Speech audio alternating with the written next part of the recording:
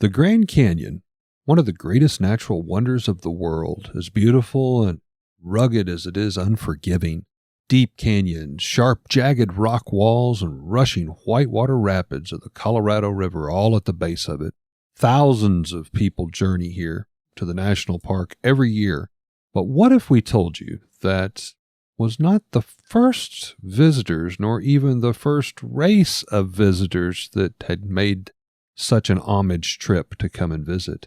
For deep in that secluded and guarded fortress with canyon walls were stories of legends, aliens, UFOs, and an entrance to possibly the center of the earth, and possibly even an entire underground city that's been kept secret for centuries. Join us tonight as we journey to the Grand Canyon, a place of legend and lore, but in ways you may have never known before. From a child born into this world, we are taught what to believe. Closed-minded we become, fearful to be deceived. Still we desire to know what lies beyond that locked door. The art of the storyteller, conjuring tales of legend and lore. History hidden, lost knowledge, things forgotten and the unknown. These are the things that direct us and will set the tone. Welcome, friends, to another episode of Nightmares on the Lost Highway.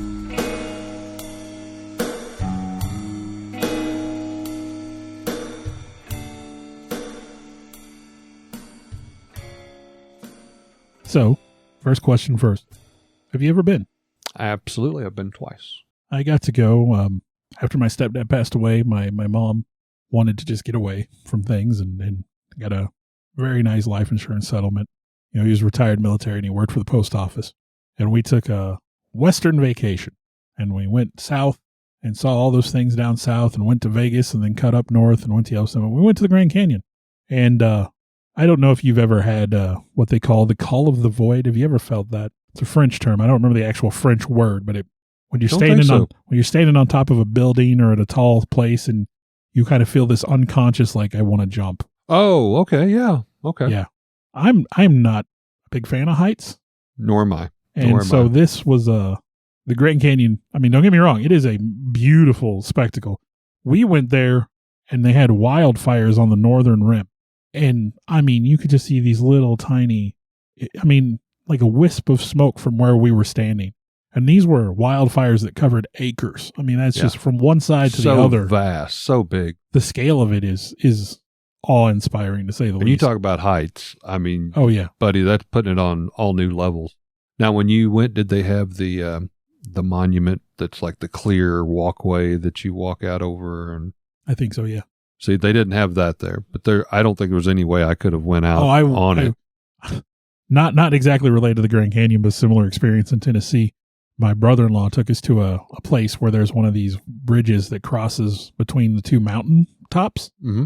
And right in the middle is a big chunk of glass that you can look down. And I mean, I'm almost certain I could have sprained the muscles in my hand.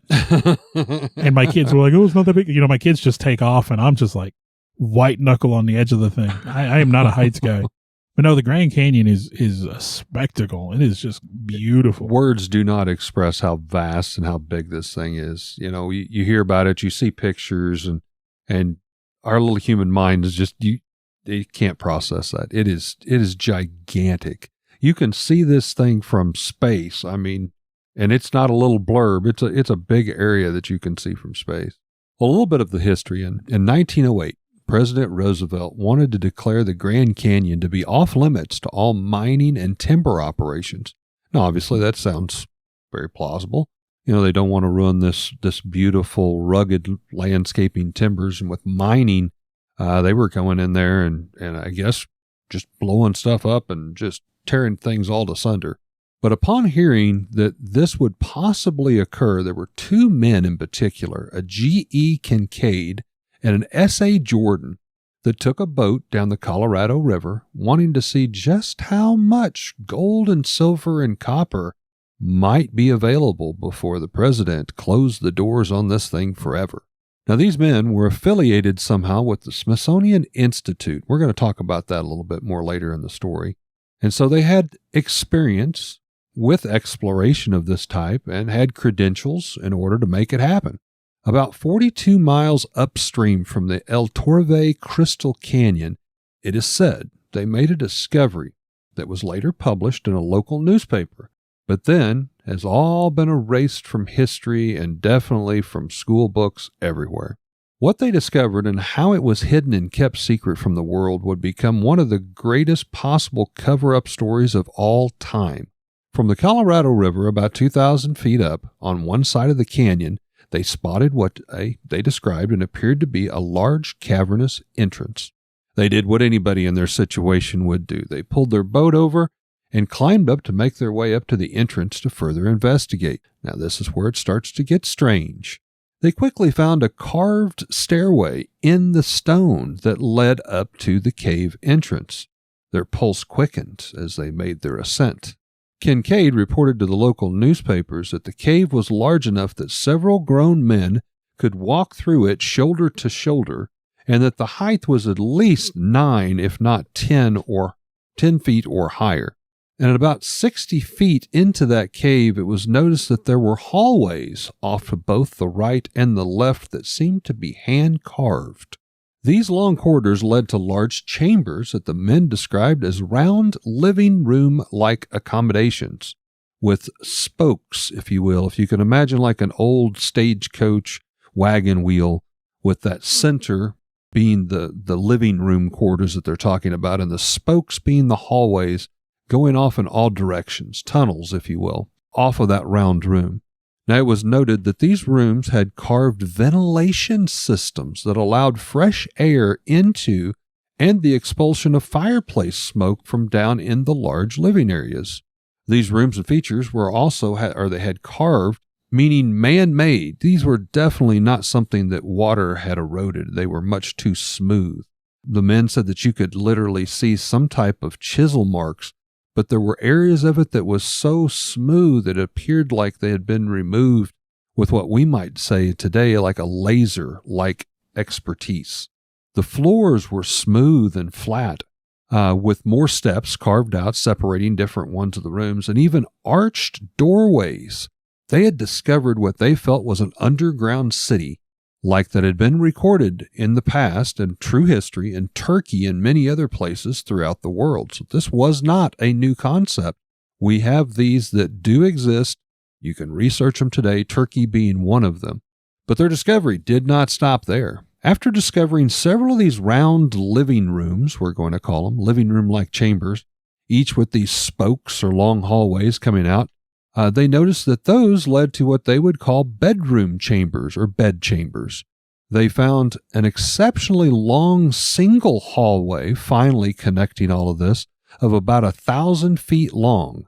And at the end of that hallway, it opened up into a much larger round room yet, a very tall chamber. And in the center of that round room was a massive Buddha-like statue, clutching what they described as a lotus flower in one hand, and with the Buddha sitting with his legs crossed in the traditional manner. Now, according to the newspaper article in the Arizona Gazette, this S.A. Jordan and G.E. Kincaid left the Grand Canyon back for the Smithsonian to report their findings and to attempt to gain more manpower with a second expedition, in which, at least according to the newspaper article, they successfully did. Within just a few months, again with the president trying to close everything up, time is of the essence, they are returning back from the Smithsonian Institute with a large group of 30 to 40 men. Based on this article, the expedition was mind-blowing. Their findings were literally earth-shattering to a degree it would change history and mankind forever. They found copper tools, knives, spears, jewelry, and all sorts of other objects. They also found carved into the cave walls what appeared to be Egyptian hieroglyphics, which would make no sense whatsoever, being in America, and it is the Grand Canyon. They also found perfectly polished granite staircases that led deeper into the cave. It was so smooth and polished, it appeared to have been made by some advanced machine or tooling. But as they say in show business, it didn't stop there. The greatest find was through yet another deeper, longer hallway, still maintaining the 8 to 10 foot tall, that led you to yet another gigantic room. This room was very large and tall, and what appeared to be had carved out holes in the walls several tiers tall.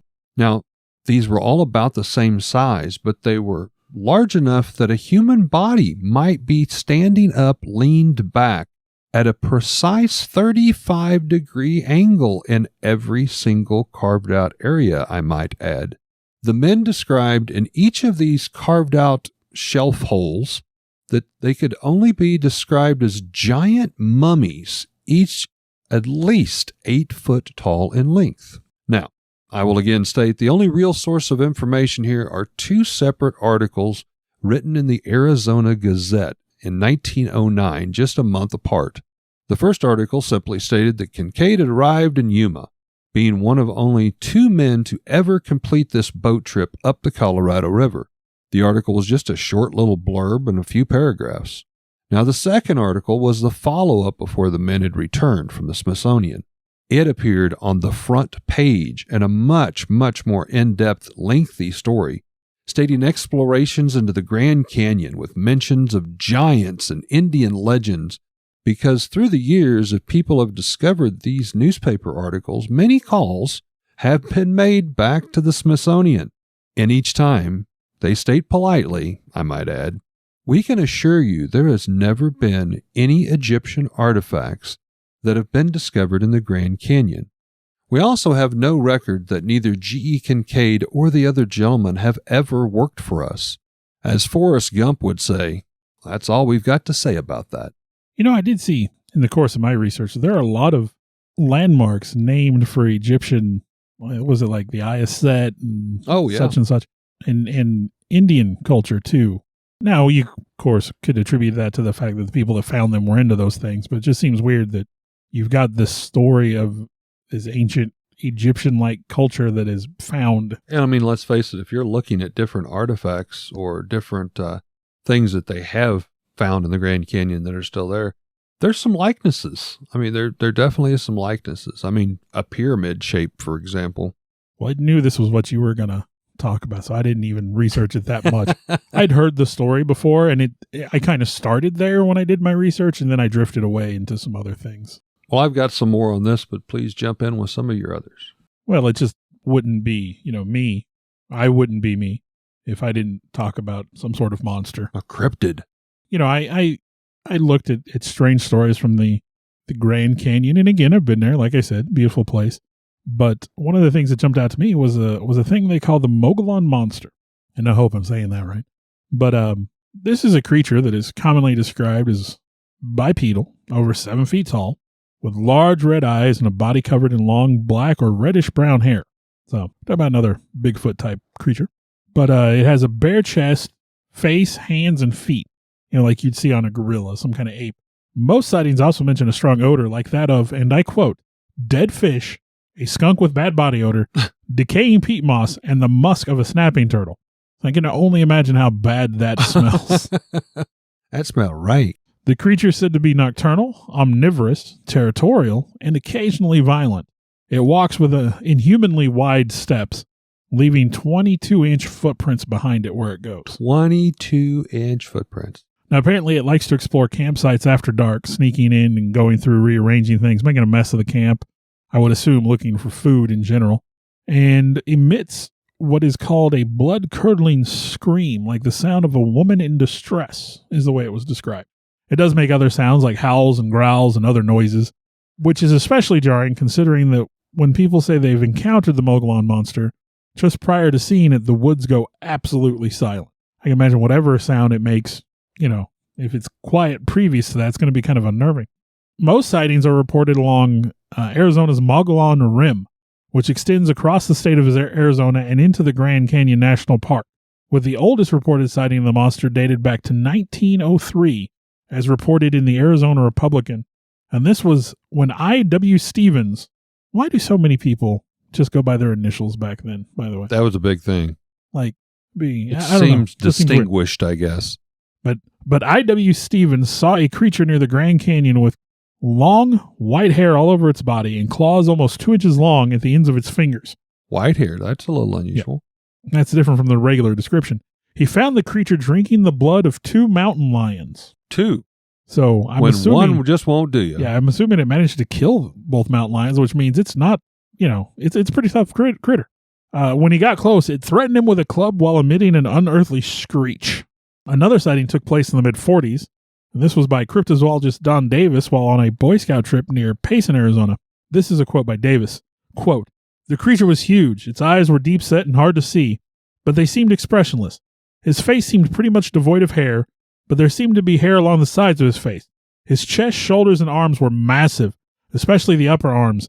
I could see he was pretty hairy, but didn't observe really how thick the body hair was. The face and head was very square sides and squared up chin like a box." And sightings have continued, with one documented as recently as 2014 by a student who was hiking the Canyon Point Trail near Payson. Now, the description's a little different this time around, but this student, she saw a troll-looking creature that was drinking from a pool of water. She described it as, quote, "human-looking, no hair on it, but full of bumps. The eyes were kind of brown-red, thick big nose, small lips, no expression on his face at all, and then took off running like a person." There is a creature roaming around that region. Is there a certain area of the Grand Canyon? Again, the Mogollon Rim, which it extends from the northern part of the state of Arizona through the Grand Canyon State Park. A big area. Yeah. Not more of like a pinpoint area. No, not specific point, but basically like half the state. Well, going back to my story, I couldn't stop there. It was like, this has just got too much stuff going on. I've got to know more. So again, as we've mentioned on the podcast, you get drugged down the rabbit hole even deeper. Sometimes you're kicking and clawing, and sometimes you're digging, trying to find a further way in. Well, some episodes take a little more work, but again, I knew this was where you were going to go with this story. Well, doing more research, this story kind of gets kicked up, I felt, in full gear due to a reference I found in a 2014 article. It was published in CNY Artifact Recovery. This is an online newsletter. It states, S.A. Jordan was sent to the Grand Canyon by the Smithsonian Institute to investigate the information that was reported by John Wesley Powell. First time of hearing this name. This is the reason we believe G.E. Kincaid is not associated with the Smithsonian. He was working for a person working for the Smithsonian. So, too far down the tiers. So, yeah, the Smithsonian, assuming they are telling us the truth, they're not going to have a record of this guy because he was working for someone else. He was contracted out. So, yeah, like he wasn't working directly for them. Yeah, so why would they have his name? Now, again, going back to this, John Wesley Powell, they're saying this information that S.A. Jordan had, which is the reason why they got in their boat and went up the Colorado River to begin with, was all based upon something this John Wesley Powell came across. Now, if you look up John Wesley Powell, you're going to find Major John Wesley Powell was actually the first director of the American Ethology Group for the Smithsonian, founding back in 1879. So we're going back there. He also served in the United States Army and was a former director of the United States Geological Survey Team. But there's more. In 1870, he is declared the first white man in history to lead an expedition throughout the Grand Canyon with the aid of Hopi Indians. His project was to investigate and to study the Colorado River in particular. So this man could have easily found something that later got to G.E. Kincaid or S.A. Jordan and sparked that interest. Maybe it was gold, maybe it was silver, copper, or was it something else? To add even a little bit more credibility to this story, the Native American Hopi Indian tribes still carry on traditions. They still have this information written down.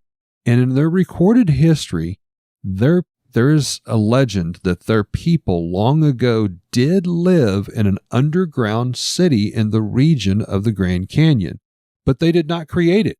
They had already found it to exist and decided to take advantage of it.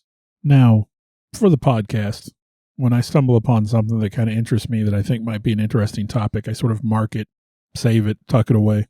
the Hopi believe in what they call ant people. Mm-hmm. And the ant people are said to live underground and are said to have saved us from the end of the world at least once. Came up from the center of the earth, for Yeah. lack of a better term. Yes. So, I mean, are we going down We're that road? going down that road. Okay. I found so many connections here that it's like there's just so much.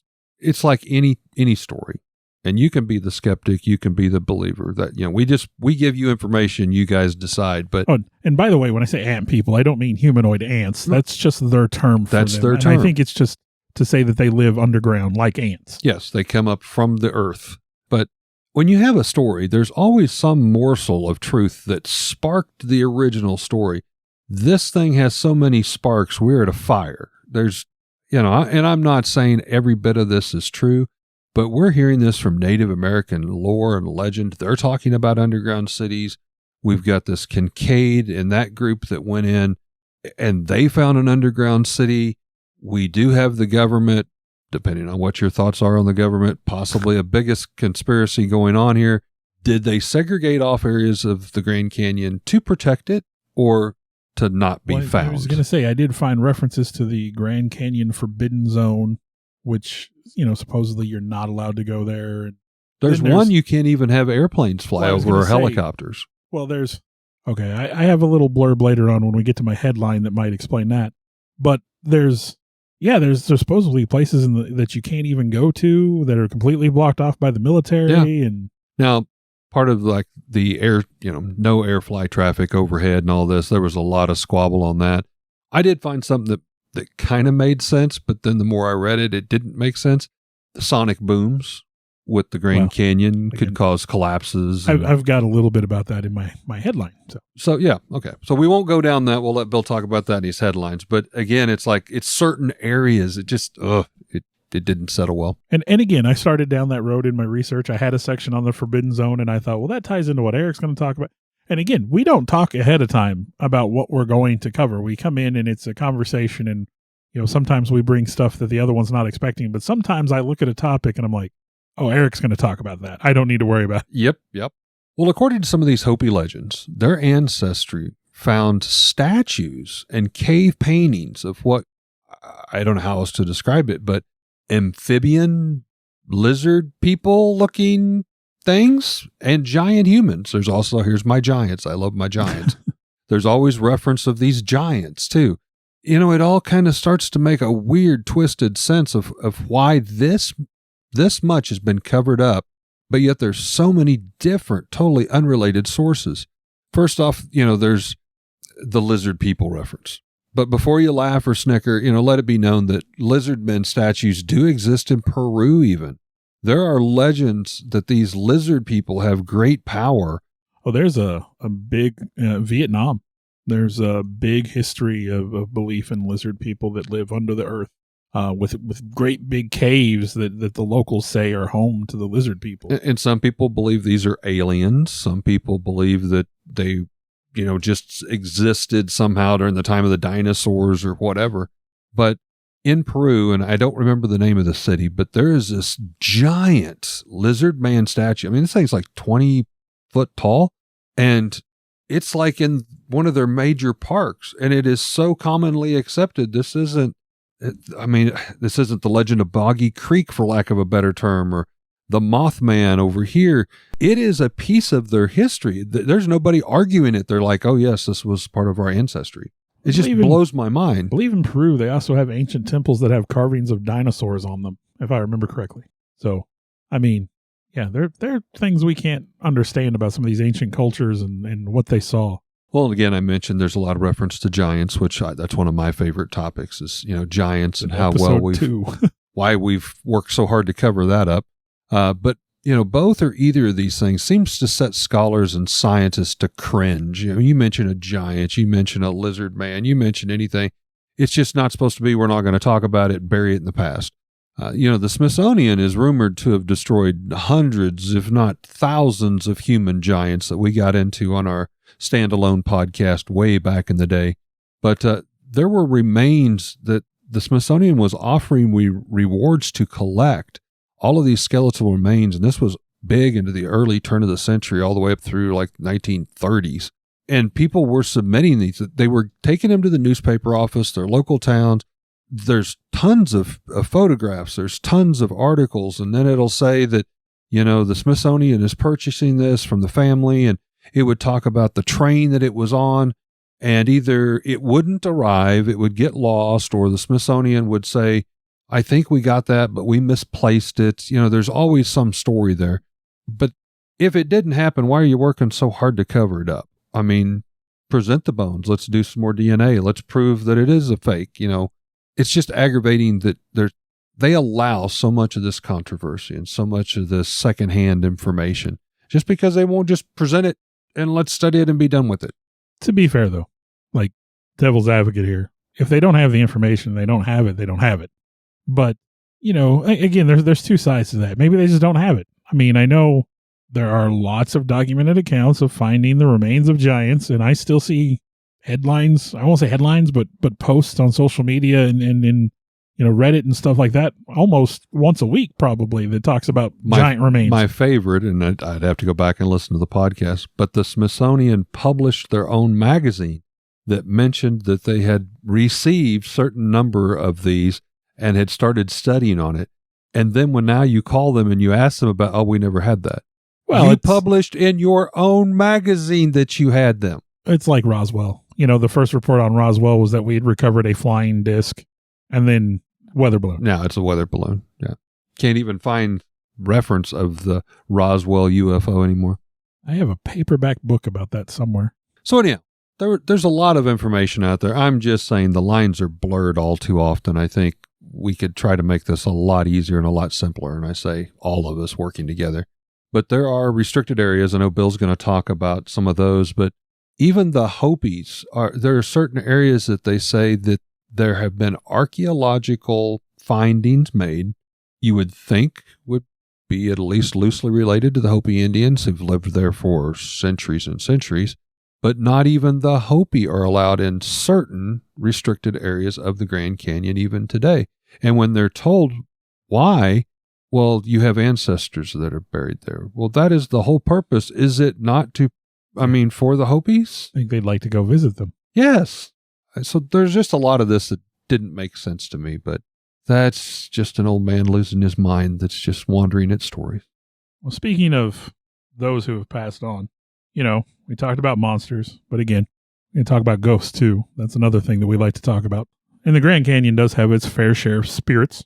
There's one that they call the Wandering Woman, which is a lonely spirit seen near the north rim of the canyon.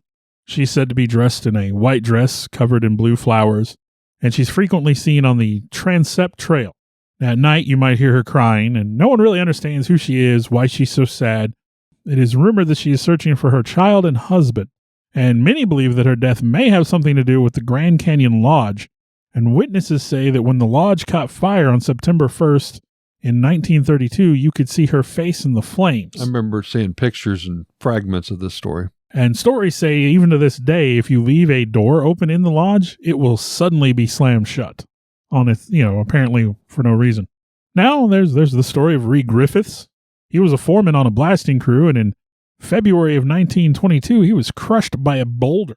Now, before his death, strangely enough, he told his family that he wished to be buried in the Grand Canyon, and his grave is located between Black Bridge and Phantom Ranch. I love those names, too. Those definitely lend themselves to a good spooky story. Yeah. And this would be directly across from the Pueblo ruins. Now, since his death, visitors to the area claim to have seen his ghost walking the trails in the region, and others say they've seen a small light hovering just over his grave. Most witnesses say that they've seen his spirit when camping around the North Kaibab Trail, so he's still in the area. Now, Fred Harvey, I like this story. It's kind of interesting. He was responsible for the first chain of hotels in the United States, so that's a legacy. He is still celebrated in the region as a leader in hospitality, and on the south rim of the Grand Canyon is the El Tovar Hotel, which has been in operation since 1905 and is just 20 feet from the rim. Oh, wow. Now, when you see pictures of it, I was talking to Eric before we started recording today, I find it to be reminiscent of the Stanley Hotel or the Overlook from The Shining. I mean, it's just this beautiful, resort type hotel just sitting right there on the rim of the Grand Canyon. Fred Harvey's ghost is said to haunt the hotel and the trails around it, And most people say when they see him, he's wearing a long coat and a large black hat. Many guests staying in the hotel have left early due to their encounters with the spirit, and they claim that it wanders the halls and even appears in the mirrors at night. I can't think of anything that'd be creepier That would be than that. creepy. One night watchman claimed to have seen Fred Harvey's ghost, and he walked off the job immediately. Just walked right out and said, I'm not coming back. And of course, the ghost of Fred Harvey isn't the only strange story of the El Tovar. There is allegedly a painting that follows viewers wherever they go. I'm not sure if it means the eyes or the painting itself. Just I really around didn't this find painting's just bobbing Yeah, behind you. That would be weird. Staff have reported seeing a phantom on the hotel's front stairs, which will suddenly vanish into thin air. And one year during the holidays, a mysteriously well-dressed gentleman welcomed people to a holiday celebration on the third floor. Was not a member of the hotel staff. Right this way. One visitor did tell the story of a presence which pulled on their clothing in the middle of the night, and another visiting couple said they saw the face of a gray-bearded man reflected in their television set. Not creepy at all. The El Tovar has some ghosts. Like I said, really, when you see it and then you hear the stories, I mean, very, very reminiscent of the Stanley Hotel or, Yeah. the A lot of Overlook from The similarities Shining. there. Well, my final story, I saw the headline as I was searching for Grand Canyon, and I'll admit there's only one small piece of this that really has to do with the Grand Canyon, but it grabbed my attention, and it is somewhat related. But the headline was basically the serial killer who used the Grand Canyon as a weapon. Now, to me, that sounds like this guy's routinely chucking people into the Grand Pushing Canyon. people off? The story is not quite as interesting as that, but still, I found it to be very interesting. And as I get to the end of the story, strange connection coming back home at the end. So Nice. bear with me here. In 1978, Robert Spangler started down a dark path. He lured his first wife, Nancy, into the basement with the promise of a surprise. And there he shot her in the head with a revolver. Oh, that's a surprise. Well, she surely wasn't expecting that. No. He then went upstairs and shot his teenage children, Susan and David. Now, unfortunately, David did not die immediately from the gunshot, and so Robert had to smother him with a pillow to end his life. Oh. Robert then arranged the house to make it look as if Nancy had shot their children before turning the gun on herself. He was never charged. Nothing ever happened. No one ever considered him guilty. No reason to suspect him. It was obvious that Nancy had, again, killed her children, turned the gun on herself. Wow. Well played. Years later, April 1993, his third marriage begins to turn sour. And so he takes his third wife, Donna, on a hiking trip to the Grand Canyon. Now, he had planned to hike a trail that went past the red wall on Horseshoe Mesa, where there was a perfect ledge for what he had in mind. This was an area that even experienced Grand Canyon hikers were nervous to hike, because apparently these are very treacherous trails and very easy to lose your footing. Some of that rock Yeah. that just kind of slides around. And So while Robert and his third wife there were hiking, he made small talk with other hikers as he passed them, making sure they wouldn't be in the area when he made his move. And to make doubly sure he wouldn't be caught, they even camped in an illegal campsite that night where no one should have been. On the next day, Easter Sunday, I might add, oh, he pushed Donna off the edge of the trail to her death. whoa. Now, after pushing her, he climbed down, everyone assumes to make sure that she had actually died in the fall, and to finish the job if she wasn't. He cleaned the blood off of her face, covered her with a tarp, and then sometime later he walked into a ranger station and told the ranger that his wife had fallen to her death. Seems plausible. He said they had stopped to take a picture, and when he turned back to his wife, she was gone.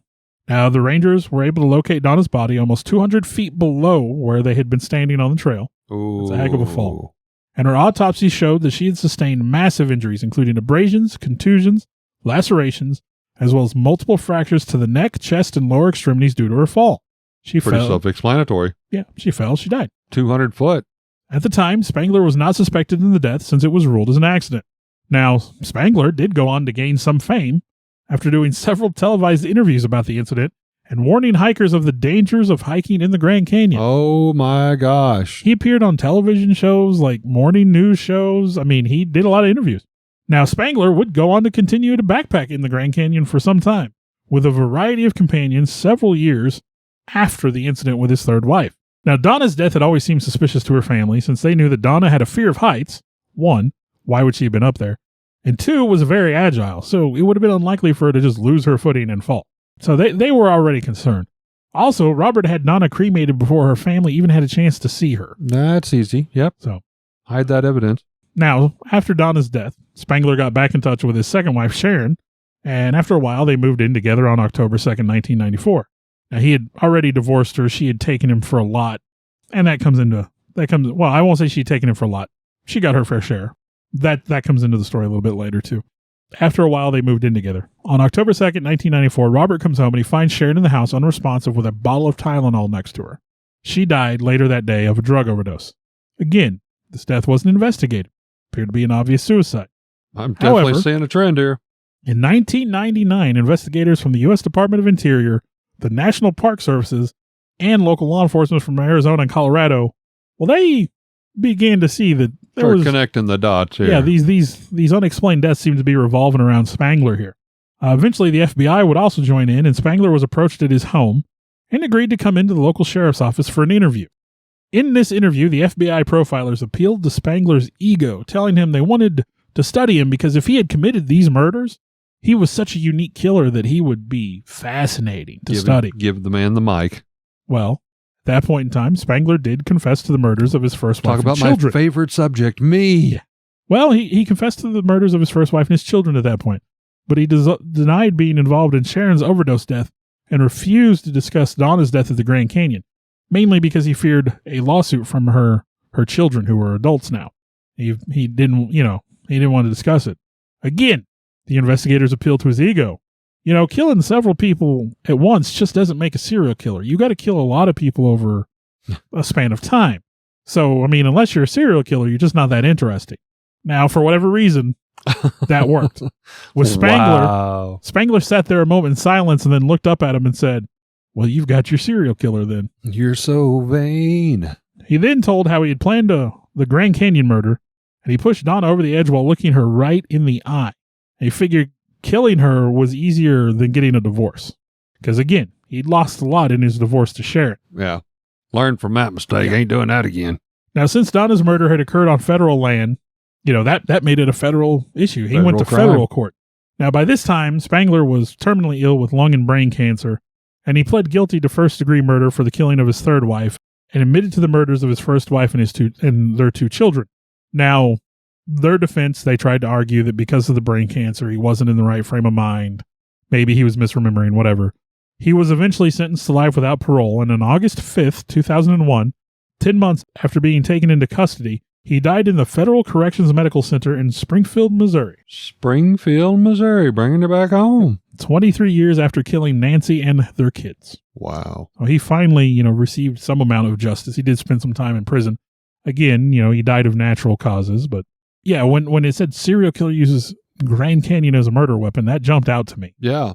Good clickbait. I figured, like I said, when I started reading it, I figured he was just chucking people in there left and right, but it was sort of an interesting story once I dug into it. Good lead in. Good lead in. So it's headline time.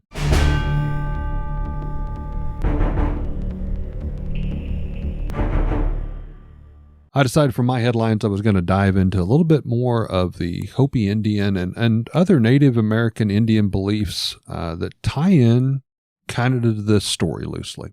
Now, taken from an online article from the site called Era of Light in May 2021, I quote, "Not only did the ancient Hopi believe their gods inhabited the inner parts of the earth, they depicted mysterious ant-like beings and flying shields thousands of years ago. Interestingly, their legends also speak of a great flood, which is a clear parallel to ancient Sumerian legends of the Great Flood. So if we take a look at the ancient Hopis and their beliefs, we will find that this ancient culture claims that their ancestors did not arrive from the north, nor by ship, but from below the surface of the earth. In fact, the ancient Hopi indicate that this specific location, that the Hopi legend is inside the Grand Canyon itself. Again, as Bill and I were talking, Grand Canyon is still a vast area. It's a big area. But where there are mysterious entrances to this inner earth. Now, the stories of native Indians claim that the Grand Canyon was formed by the result of this great flood, which drowned the former third world, sent upon those who had forgotten the way of divinity.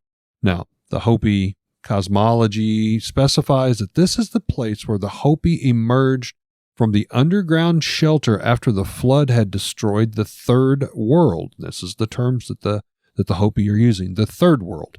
In fact, there are numerous theories that suggest that there are numerous entry points located across the Grand Canyon.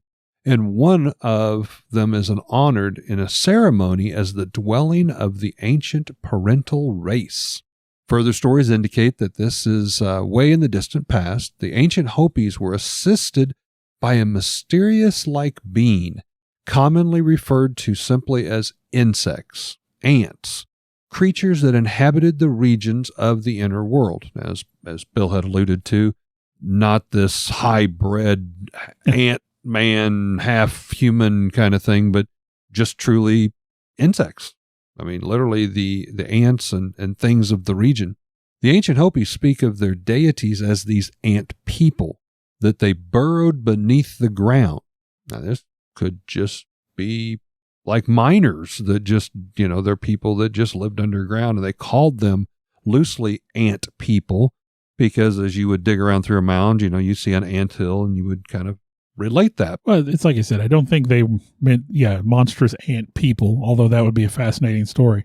But yeah, just an ancestor, a predecessor, or some sort of race that, and again, I believe they, according to some of the stuff I've read, they have saved us from utter destruction more than once. Well, here in this example, the flood, kind of deal. In fact, some of the other petroglyphs that were found in the area of Arizona, they were created by an ancient Hopi that depict an enigmatic being with antennas, offering the idea of how these strange ant-men looked like. Some people now say that maybe those were true antennas and possibly space travelers, time travelers, and that they were possibly like a radio and an antenna stuck up. But because they lived underground, the Hopi adopted that these are ant people. It looks like they have antennas coming out of their head. Maybe they were headphones or something to that degree. I don't know. The fact is that this goes back centuries and centuries and centuries ago. However, just as the ancient Hopi, there's another type of Indian, I'll probably butcher this, but I believe it's Maxu Indians. They're indigenous people who live in the Amazon and in countries such as Brazil, Guyana, Venezuela. They also speak of this hollow earth and how it is so real. Hollow earth, according to the Maxali Indians of the Amazon, there's an entire world inside our planet. And again, we've talked about this on some of our back podcasts. But according to the Maxaxi, however you pronounce it, Maxaxi Indians, they are descendants of what is called the sun's children, the creator of fire and disease and the protectors of the inner earth. Until the year 1907, the Maxaxis would enter some sort of a cavern system and travel from 13 to 15 days into the center of the earth until the area that they worshipped at or practiced at was reached. It is there at the other side of the world, as they refer it, in the inner earth, is where the giants live, creatures that have about 3 to 4 meters in height. And as you can see, there seem to be a lot of conclusive indicators that a place called the inner earth, hollow earth, may have or may still exist. And again, we talked a lot about hollow earth in the past, but this I kind of wanted to bring back around with the headlines because it talked about the Hopis and, again, the reference to the ant people and what that could mean. Just very interesting history that you would never crack a school book and find any reference to this. Now, whether you believe it or not, it is history. I mean, there are recordings, there's news clippings, there's, so believe what you want, but yeah, you're not going to find this in Mr. Brandstetter's history books in class or whatever. What do they call it? Hidden history or lost history. I have a whole book at home that's about things like that, like stuff you won't read in the history books. So my headline is from travel.com. Or thetravel.com, I'm sorry, by Claudia Sacamani, dated December 22nd, 2018. It's a little older, but it was just 26 odd things about the Grand Canyon. That seems like a lot. To be fair, I've trimmed it down to about 13 just to kind of not have too much going on, not go on too long. Plus, the original article had some things that kind of felt like duplicates, some that just weren't that interesting, really. And then it had a number 15, but then it didn't have anything beside number 15. So, I mean, they only had 25. Where's their proofreader? So number 13, it's bigger than Rhode Island at approximately 1,900 square miles, while Rhode Island is only about 1,200 square miles. Number 12, the canyon was once a holy land, which we kind of touched on. Over 3,000 years ago, the canyon was inhabited by its very first civilization, which we will now call the Pueblo Indians, and it is believed that they deemed it a holy land. Number 11, the FFA was created because of the Grand Canyon. So that's part of what I was talking about earlier.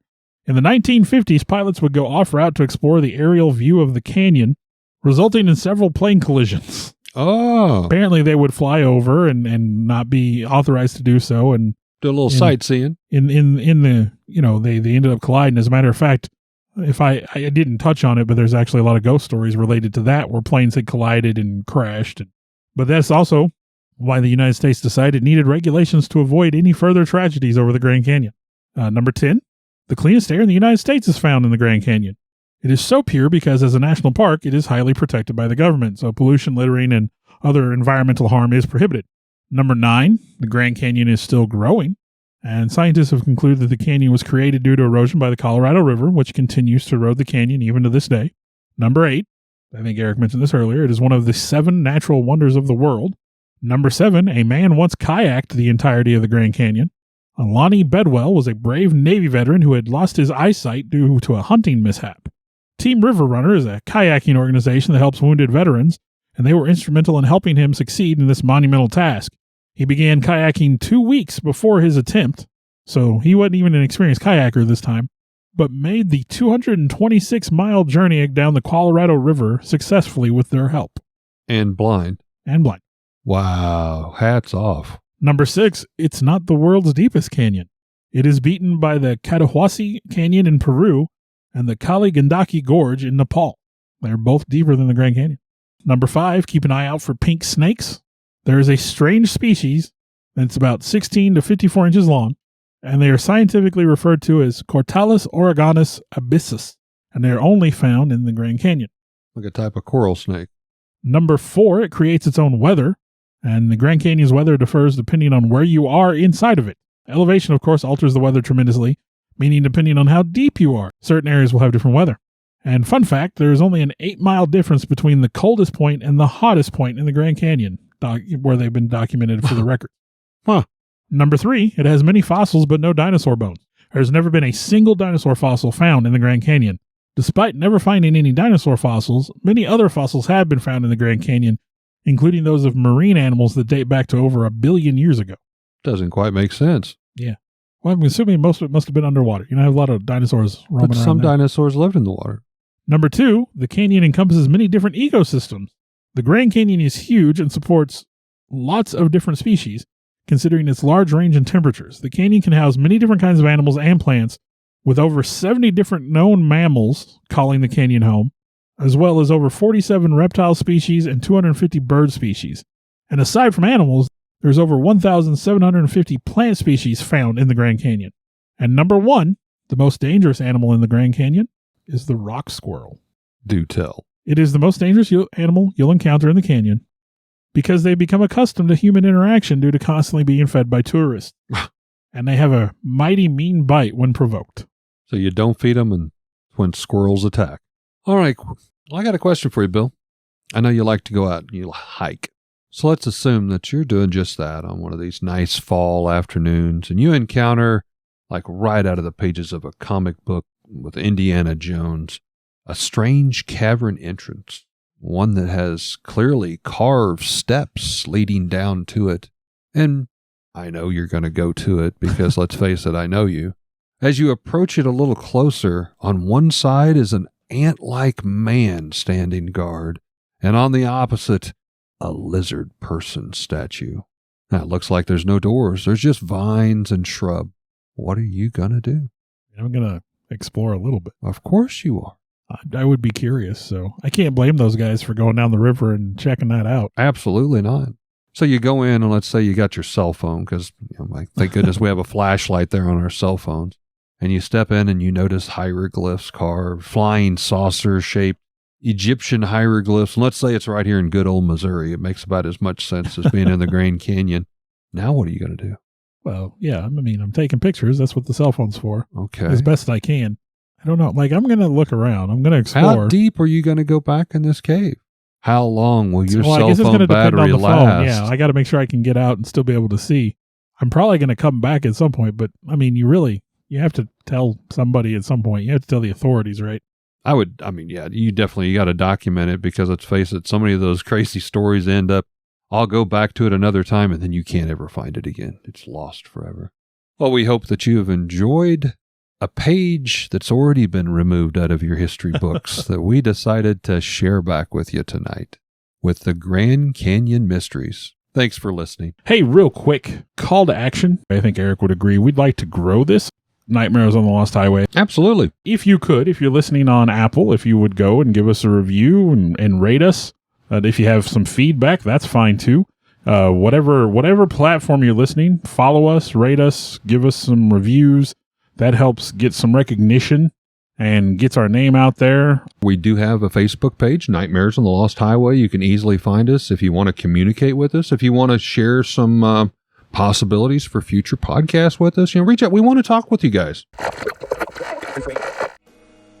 We also do not have any record of either a G.E. Kincaid or, what's the other dude's name? Bob. I'll just do this. Most sightings also mention a strong order.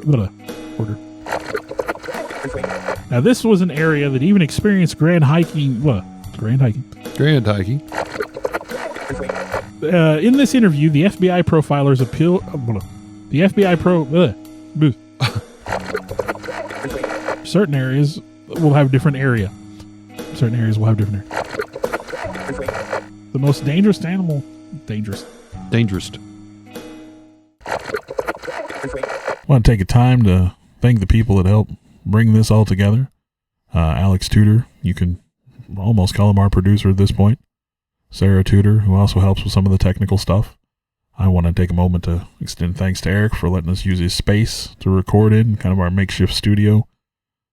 I, in turn, would like to thank Bill for, one, putting up with me and using this camaraderie to do something we both very much love and enjoy doing, and thank Bill's family for allowing him to spend all the time to work and clean up our recordings and present them in what you hear in the final terms, the final edition, if you will.